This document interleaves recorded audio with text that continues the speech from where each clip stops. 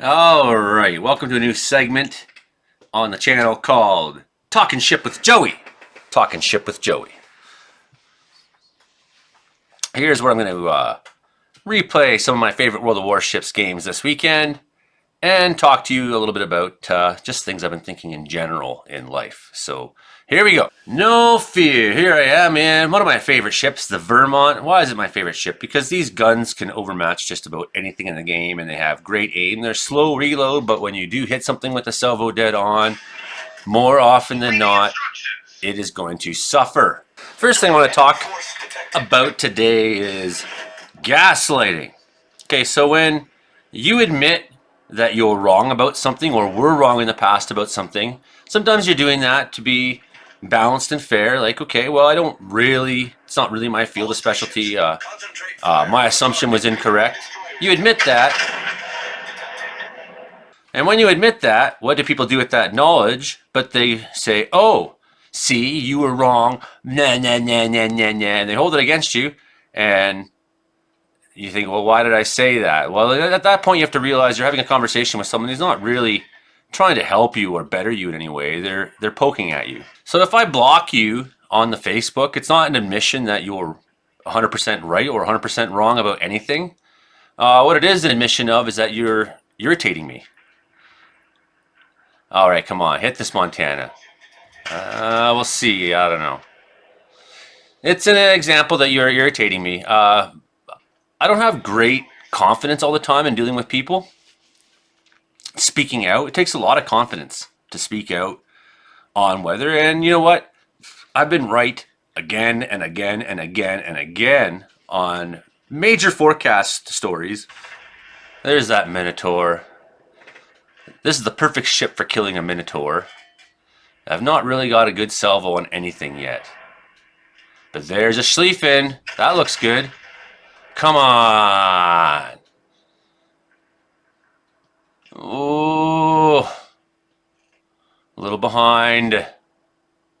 Damn. So I'll be the first one to admit to you that I'm not a scientist. Okay? I'm a citizen weatherman. Sure, that's fine. I have no problem admitting that. And I speak quite loudly about science. It's not that I'm not trained either. Have a lot of education, experience, and learning in my field, but am I a meteorologist? No. Am I a scientist? No. And I'm not pretending I am. Do I understand what science is about? Do I understand the science of a lot of things I talk about? Absolutely. Do I have a very good picture? Sure. Do I understand every detail and aspect? No. Do I have to? No. Come on! Oh. Certainly one of my specialties is thunderstorms and local weather conditions, right? So definitely you put me out in the forest with you. Without any instrumentation, I'll tell you what the weather's probably going to do in the next 12 hours, 24 hours, 2 days, 3 days. And I'm generally pretty good at that. When I'm watching a thunderstorm, okay, here we go. This Schlieffen can take this. Just waiting to see if he goes a little broadside. He's not going to. He's going to turn in, so we'll hit him with that if we can. That's a little better. A little bit better. Is it up to me to know every detail of something like the Hungahapai volcano and its effects on global weather? No, that's not my specialty. Do I understand that it has effects and why? Yeah, sure. You know, there's a lot of science educators out there that aren't PhD. 7! Okay, now we're starting to have a little bit of a game. He can't see me back here. I'm just hiding behind this island, and he doesn't see me. And this is perfect. The problem is that Shimakaze, he's only got a 5.8 or 5.4 kilometer spotting, something like that, 5.6 maybe. He should be out around this corner, and I'm starting to get mad. I'm like, dude, I need you to spot him, Shimi, I say. And he's just sitting there, and I'm starting to think, am I going to report this guy? Here's a DD hiding behind a goddamn island. Here's my chance, though. Nope. DD's not spotting him. Can't see him. I don't want to waste my salvo with my 35-second reload. Yeah, I'm getting mad. He's catching him in a turn. Can I get him? Boom! Devastating strike. See you later, Schlieffen. That felt good. All right, we're up to 79,000 and one kill now. I asked you to spot him, I say. I'm not happy at this guy. And I asked you to cook the bacon, the guy says. Another guy says. And I mean, that's funny because I sure did. That devastating strike on the Schlieffen German battleship. Tier 10, most of these ships were never built. They were in the design phase. Or they had their hulls laid down. So ships like the Montana in the background, never actually constructed. But they are all ships that, in another world, probably exist in another universe, right? They were on the drawing boards.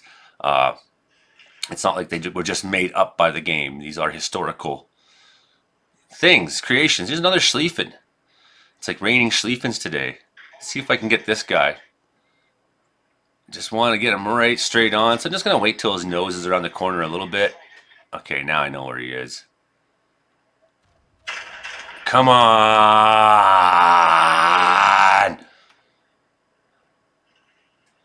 5 pens, up to 108,000. I guess the thing too is weather-wise, I take a beating from a lot of people, you know, like a punching bag sometimes for science deniers, climate change skeptics, people. And I found myself being in a state of anger a little bit lately that I'm not happy with personally. I'm just going to tell you that straight up. I don't think my wellness right now is at its all-time high, and that's okay. It's the dead of winter. I've been stuck here for a while, and fire season ended with a terrible tragedy with our boys getting killed. Kenny and his crew, right? So I kind of came home after that. Oh, there's that stinking Minotaur I didn't get to destroy early on in the game. Now it's coming back to haunt me. He's got those armor-piercing shells, and he's just raining them down on my superstructure. Not been quite as well as I'd like to be, and I'm just going to admit that. And I'm realizing that recently. Nice salvo at the Montana. Let's go. Can you hit him? I've been realizing that recently. I'm taking some steps to deal with it. Trying to change some habits around here. It's partly maybe what making this video is about too. Is just... Oh, yes. 163,000 now. Playing in my spare time and not being productive. It's like, well, maybe I won't play a game today. Instead, I'll look back at some of these games, talk, make a video, use it for a chance to sort of relate to people. Talk about life, the weather, everything that's going on in the world. Oh, here he is. Here he is. Here's your chance, Joey. And you're not going to get the chance. He vanishes. I'm not wasting that. Salvo at the Vermont. If I had a ship that didn't have a 32 or 35 second reload, whatever it is, I take the shot into the smoke, hope for the best. But no, not with that slow reload time. I want every salvo to actually count. And you know what? No one can see me right now, so that's cool. I'll just keep my guns quiet, keep hidden. Now I'm being spotted. Okay. He's in there, sticking his nose out. Can't see him. I'm going to get you, Minotaur. I know it. I knew it the whole game when I played it. Anyways, yeah, anybody who's trying to make me feel bad about myself or just shit on me with no practical positive outcome towards my life, I'm not going to want you on my Facebook, right? It's just like, it's my place to, essentially, I don't have a lot of contact with people through the winter right now, you know? I'm not visiting with friends. I'm not getting out. You know what I'm saying? It's like, so going on Facebook's like my sort of social place in the world. And it's like, I blocked this guy on Saturday night, and I kind of felt like maybe I shouldn't have done it at the time. But then when I got on the Facebook the next morning, instead of seeing like, you know, 5 notifications for different argumentative comments he said that are, you know, and I get what he's trying to say. Sure, I say the same thing at people myself. I say, hey, you're not a scientist, are you qualified to speak on that? But the thing is, when I say it, oh, why am I not hitting that guy? When I say it, I'm usually repeating science that I understand, right? And I'm talking about somebody who's not repeating science. Sure, compared to most people, I am the weather expert, and I do talk knowledgeably. I know what I'm talking about. There's certain things I do very well in weather. My record with, weather watchers, we got 17,000 people on there. I've had successful tornado intercepts. I've been on so many fires where I've been the spot weather forecaster and nailed it. Here we go. Can he live? What is wrong with me? And you see, because I have the commander skill that allows my reload times to speed up the more damage I take. So now I got quite a fast reload time in comparison. There he goes, finally. Finally get him. I hate that guy. I'm so glad he's finally dead. And here we go, Montana. Rear gun salvo. Kaboomy. High caliber. That was awesome. Okay, that's 3 down. 3 down. Can I get a crack in this game? He's going down. To the nose and into the superstructure. 2 shots. 2 pens. Dodge some torpedoes. I'm getting excited, but look at the score at the top. I'm not going to get my crack in this game. Unfortunately. Victory. And now I'm mad. I'm like, game after game, I see Kraken within sight. I miss a few shots. And that's how she goes. Victory. 414,000. I didn't use any flags. Look at that. Dev strikes. Wow, I really nailed this one. Devastating strike. That's when you, within a period of 5 seconds, take 50% of the enemy's ship XP, ship HP or more. Did that. Confederate, damage 6 or more enemy ships. Dreadnought, receive damage amounting to 120% of your ship's base HP from 4 enemies or more. Survive. High caliber, damage 4 or more enemy ships for 30% of their total.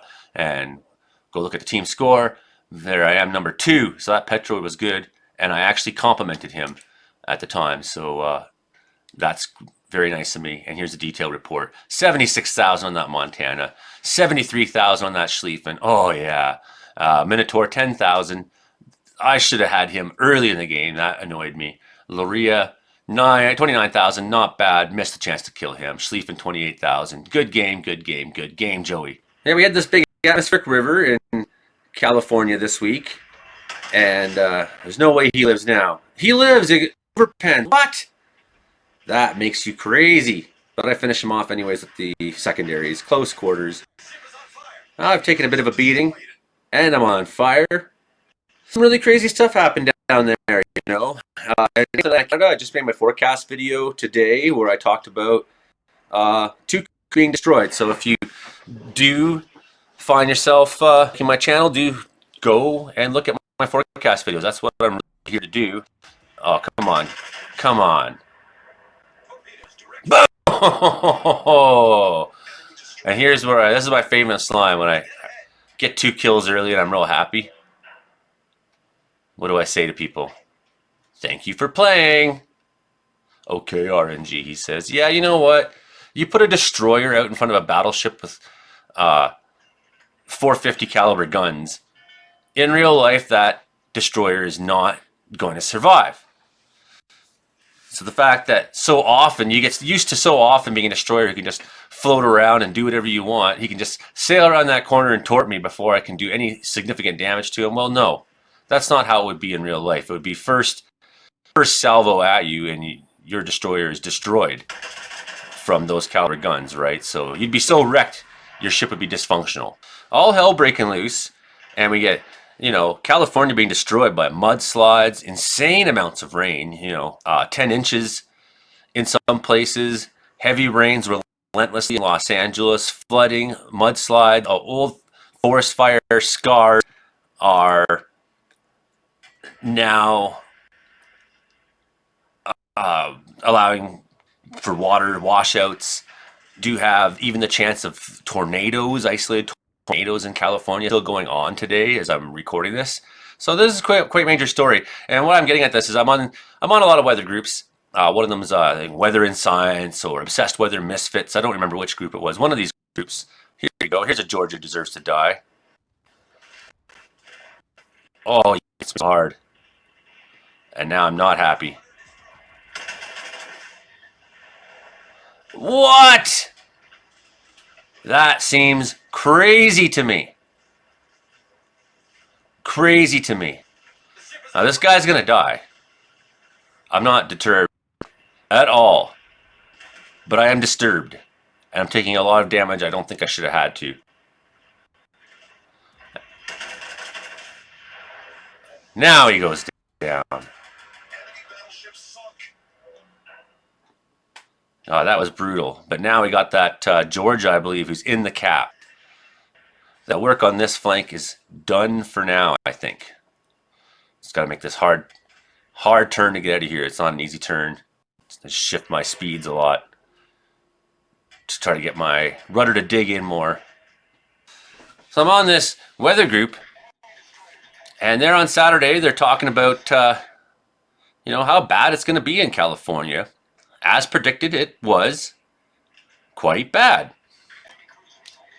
To which some genius says, media's trying to over-sensationalize, overhype, blah, blah, blah. He says a bunch of stuff like that that's just stupid.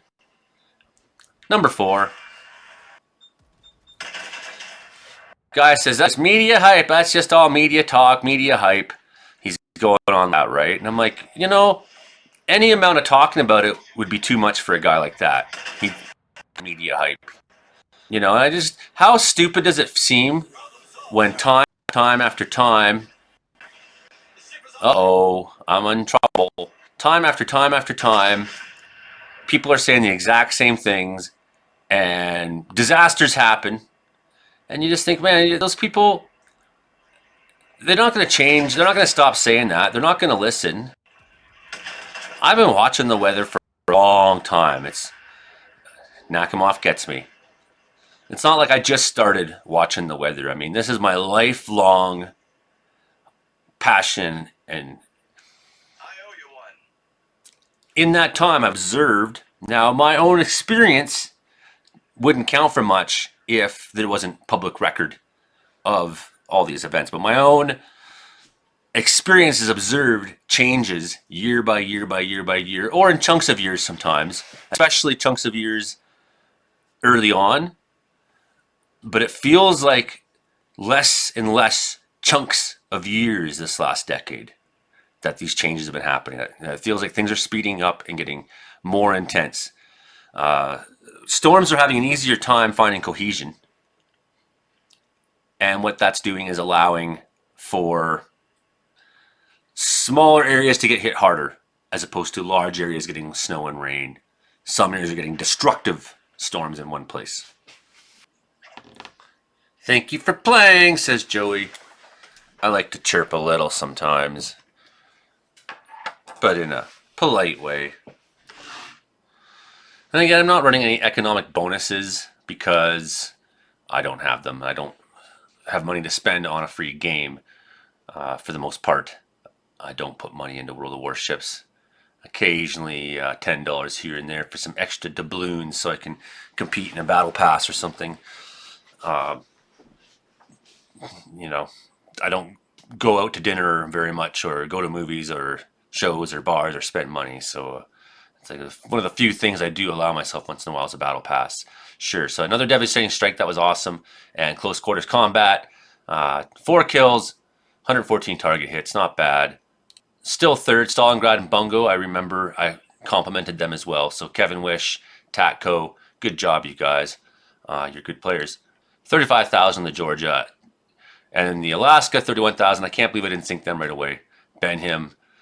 Hit him in one salvo, 12,000. That felt good. Rhode Island and Nakamov also paid some heavy punishment with my 130,000, which is okay. Here's a Napoli game where I'm going to show you. It's not so much about how well I did this game. It was about how I helped my team win. And this is a typical Joey kind of play I'm going to show you here in a minute. So for any of you who feel compelled to just go on weather groups or comment on weather stories, it's just weather, we've had weather before. I really ask you to shut up. Even in this game, weather is important. In warfare, weather is important. Weather is important, man. And talking about it is not wrong. It's not sensationalizing. Preparing ourselves for the possibilities, the probabilities that things could become bad. It's not wrong to do that. Okay, here we go. I got a Giuseppe Verdi and a Michelangelo on this flank. Those are the guys I'm going to have to challenge at the cap. Cyclone inbound, it says. So that's going to affect spotting. We're going to have a storm in the game. There's some great weather effects in this game. Man, like occasionally there's a crack of thunder so loud, it's louder than your own guns. And you're like, whoa, what was that? You know, and it's very rare. Like, it happened the other day to me in a game, and I was like, whoa, awesome. So those guys are going in the cap. I got an angle right now where they can't see me, and my secondaries are starting to hit people in there. For the little damage it's done, it does make them a little nervous, seeing those secondary shells come firing in. Now they have to guess at what's sending them. Something else that's going to happen in this game is that Vermont, who's behind me, he's going to do something very cool. All right, time to send a torpedo in there. I see a destroyer.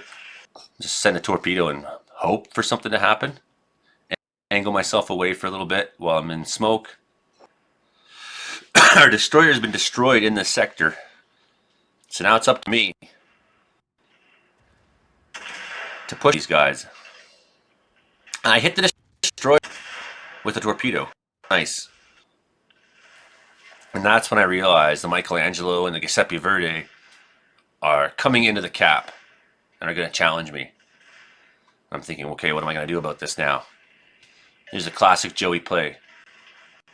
We're behind. 2 ships coming in. Get this capture zone. Stay quiet as long as I can. Uh-oh, torpedoes. That's a bummer. Hit the gas. Avoid that torp at least. But can I slow down in time now from doing that? I don't believe I can. Or if I could have, I missed my opportunity. Because now they are right there. 2.6, 2,600 meters, 2,500 meters, 2,400 meters closing. Get a fire on him. Oh, look at this. Lots of torp potential. I'm thinking, now how am I going to get out of this? And I realize I can't. They're going to hammer me if I turn away. But I should have aimed into the... Should have gone to a citadel. But take out the micro, cause flooding. Someone else hits that Giuseppe Verdi. The cap is ours. Only the Adaterra is left to challenge us. I believe it's the Adaterra. Yes. On that flank. That evened things up, I said. We do now have a points lead, although we're down by a ship. So our team is going to get the win here. So it's funny, you think you're a tough guy. You're like, oh, it's just weather. We've had weather before. Weather happens. Well, you know, here's, look at these. These are, in World War II, are you tougher than what these guys were in World War II? They cared about weather. That was a big deal. Weather, every military operation depends on the weather. You know, it's like, he sets Conqueror on fire, and that's the end of Conqueror. Back to Vermont, who's now got Adaterra lined up. And whammo! Oh! Yeah, I'm going to play one of my favorite ships now, the Yorktown. And I love this ship. It, new line of ships in the game. And it allows you, with your rocket planes and your bombers, to drop smoke on your team and help them. So I find that a very, very helpful mechanic. I love you too, Kenny. Dog doesn't always understand who I'm talking to. It gets weirded out when I make videos. Sitting here talking to nobody for a long period of time. He's like, is he talking to me? What's he doing? And then when I edit them, even worse, because then he hears my voice, but I'm not talking. And he's learning. Puppy's getting used to it. There he goes. I'm going to take a shot at this. Des Moines. Oh, it looks good. He's going to move. He's got that mechanic that allows his ship moving fast. All right, time to have another chance at that Des Moines finally. Looks good. I weave in, trying to avoid his anti-aircraft. He definitely can gun me down. I'm only tier 8, and he's tier tier 10. I'm matched in this game. However, he's dead. That's one. I have recently become aware that a submarine may have pushed through. So I'm not, at this point of the game, sure what to do about him yet. Someone seems to think he's up there. How he got that far, it's crazy, but he's there. Take a shot at the Minotaur. Don't need to. Zeton's got him. And here's Montana. I'm going to remember him for later in the game, where he is and what angle he's going to be sailing at a lot. Try to get hits on the superstructure, start some fires. I'm already launching planes. 5 penetrations defended, but no fire. Irritating. Just seen his homing ping there from the submarine, and my aircraft carrier has gone auto on it. One of my complaints about the submarines is that they have way too many torpedoes. In real life, a submarine doesn't have 100 torpedoes to shoot at you, not in World War II. So that's typical. Here's that same Montana again. Need some fires. This time for sure. Fire! And now I'm going to launch some smoke. Make it hard for that submarine. And he's going to eat up a lot of my time. There he is. I can't get him with these planes. But the CV does send some auto strikes on him. That's good. Caused flooding and a fire. That hurt him.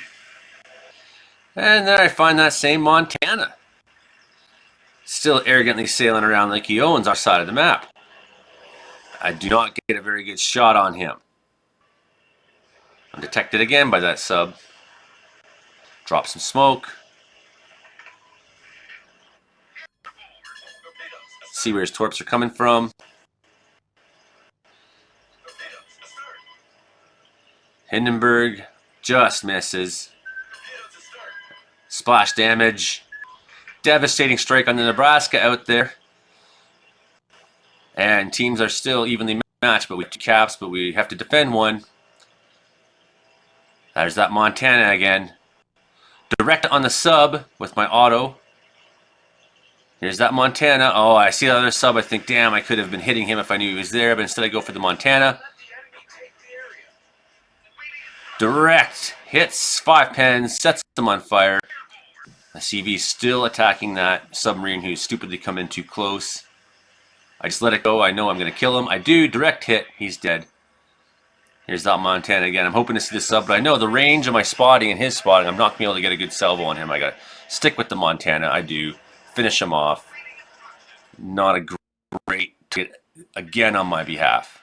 But I'm up to 70,000 damage. 3 killed. And I'm a tier 8 versus a lot of tier 10s in this game. So I'm not going to complain at my performance thus far. I think it also gives me a bit of an opportunity to talk about the new Masters of the Air. Down goes them. Okay. So, lost the DD there. And again, I see the submarine, but I can't get a good strike on him. Masters of the Air, the new series, how I feel about it, excellent. I think it's really, really good so far. I mean, the CGI has a little lack of realism. Okay, it's a TV series.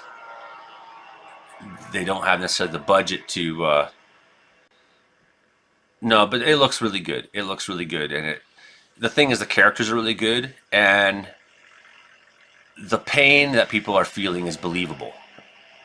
Right? So I think they've done a really good job with that. Of course, I'm a big fan of... I saw it in the theaters when it came out, Saving Private Ryan. Then Band of Brothers came out. I was a big fan of Band of Brothers. I still am. I've watched it multiple times. I watched it with the kids recently. Trying to give them... Again, I watched the kids recently, trying to give them more of an understanding of what my grandparents went through during the Second World War. Then, of course, the Pacific, a much darker series. I think a series too dark that I don't really... It's not something I'll show the kids yet. Some of the scenes from Okinawa, it's horrendous. It's really horrendous. A lot of those images, and that's nothing against the series. I think it's good for that. uh, harsh brutality, the harsh, brutal realism. Where is that sub? I just cannot find him. He's so annoying. You spend so much of your game just trying to track down one submarine. I think they should have Canadian ships in this game that are capable of being excellent submarine hunters. That's what we did. It's better than anybody else. We were sub hunters. We were convoy watchers. They should have Canadian corvette destroyers in this game that are capable of really hunting subs down hard. And subs should not have endless torpedoes to shoot at you either. Maybe they could go underwater longer. I'd be okay with that. But there should be some ships built. There should be Canadian ships in the general. Should be some ships built that would counter subs in the gameplay. Masters of the Air, yeah, the characters are really believable. They're really well done. Fantastic. What I really liked was how it seems like every war movie or series starts off with this sort of like cheesy. They're in a bar partying because they're going to go to war, or it's usually the big party. There's a band playing swing, and everyone's dancing just perfectly as if like it was choreographed, which it is. And there's always sort of this sort of cheesiness to that I found, and that's a common meme. It's always in war movies, it seems. So what I liked about right off the start in Masters of the Air is they kind of had that, but actually they're just in a little pub nearby the base. There's a couple of them, and they're just talking. And, hey, I'll see you over there in a few weeks. Yeah, and that's always a mechanic to introduce the characters in a series or in a movie, too, of course, right? So it serves that function, but it does so in a way that's a little more about the character and less about some sort of atmosphere that may have occasionally happened, this or that, but sometimes those like big swing parties, it's just a little much. Of course, Yorktown's famous American ship that was sort of sunk erected in time for the Battle of Midway. So storied history with Yorktown. It took a beating and came back. They did weeks and weeks and weeks worth of repairs on the thing in an obscenely short amount of time. What he didn't see was I was sneaking up my CV, just trying to keep him spotted so that my CV would bomb him. 4 kills, nice. 86,000 damage, not awesome. This ship I don't have a whole lot of luck with, Michelangelo, and it's one that I got myself for Christmas, more or less, and expecting it to be somewhat like the Napoli, which it is, although I've had a couple good games with it. I've also had some losses that I just felt like, hey, I didn't really do anything with that ship to push the game. So some of these ships they're kind of hard to use in that way. You have to kind of learn the best way to play them. And if you don't, it'll cost your team a lot if you go down. I need intelligence data, guy says. Go get some, fool, I said. So going back to the issue of blocking people on the Facebook and things like that too. I'm not trying to become some superstar and I don't need everybody to like me. I don't need 1 million followers. It's like, that's not who I am. I just want to be who I am and do that effectively, right? And I find when people are like giving you, you're coming under like really hard criticism or attack, one of the effects it has when people are doing this repeatedly to you is that it doesn't give you a chance to kind of look at them and do back to them. Yeah, well, what, sure, even if that's true about me, what gives you the right or such and such? And, I was tempted that night with this person to, there we go, Amalfi's dead. I was tempted with that person to kind of play that game. And then when I on the internet and seen his comments, I just hit block and said, you know what? This ain't an argument I even want to have with people. I don't think anything I say is going to really satisfy him, and he's not acting like a friend towards me. In fact, if you want to have some real critical discussions in private chat in a way that's, friendly and constructive, I'm up for that. Maybe in a public forum, it starts to piss me off after a while because I don't go on other people's Facebook pages and tell them the way it is.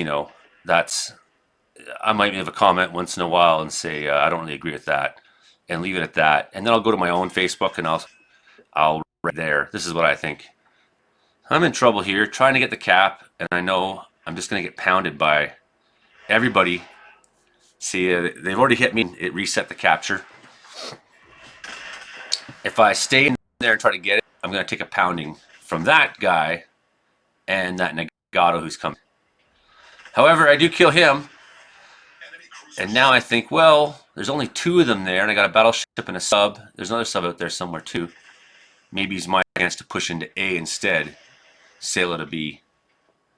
I'm not spotted. There, he fires his guns. That automatically is my turn to fire. Because now I know he's got somewhere between 20 and 30 seconds before he's going to be able to shoot at me again.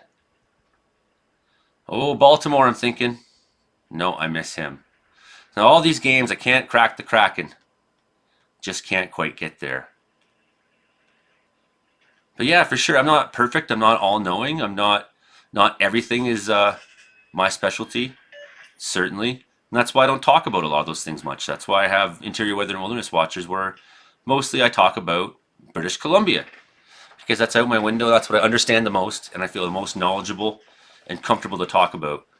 And when I have to make a bold prediction, sometimes it's scary to me what people are going to say back, but I have to have that confidence as well. And if you're tearing me down, and affecting that confidence level, that's detrimental not just to me, but also to people who subscribe and follow. I can't tell you how many hundreds of times on Interior Weather and Wilderness Watchers my posts have been shared hundreds and hundreds of times, tens of thousands of times in a year, and people make decisions that could their own lives based on that, and I feel very proud of that. Here we go. Come on. There's that Nagato. Just miss. My aim wasn't great. Just missed getting the Kraken this game once again. And you see opportunities where when you're a really good player, for someone to get those 5 kills in a game to get that Kraken, that's hard.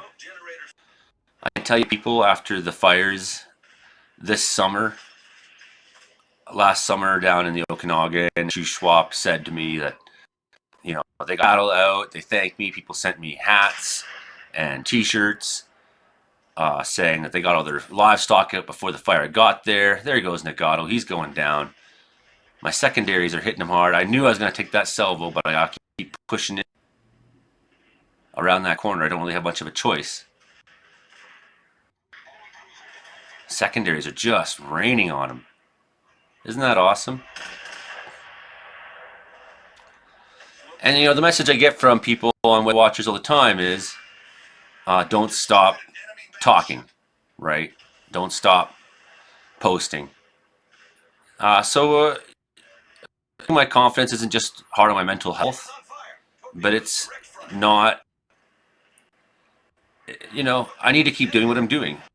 I want me to do, and they're thankful for. And I went from being a hobbyist storm chaser to a serious storm chaser to trying my luck at local forecasting, to branching out the meteorological report with Frankie McDonald every week. You got to watch this week's episode on there. We had 2 meteorologists that were there with us they were Chris and Mark. They're at the American Meteorological Society's annual conference. Very cool. And so we got Frankie McDonald on there every week. We got them. We got Brandon from Brooks, Alberta, who's the radio weatherman there. Live streams on my channel here.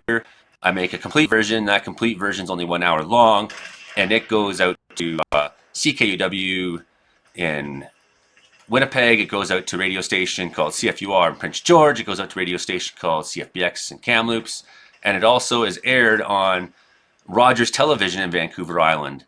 So we're very proud of our show. It doesn't get the fanfare that we'd like yet, I don't think. But close quarters expert. He's done. 114,000, 4 kills, and we get the win. I'm not so sad about it. So anyways, everybody, thanks to Ship Talk with Joey this week. And here's me just watching some replays of my favorite World of Warships games, telling you about what I'm thinking about right now. Anyways, be safe out there, everyone. We'll see you next time. Bye for now.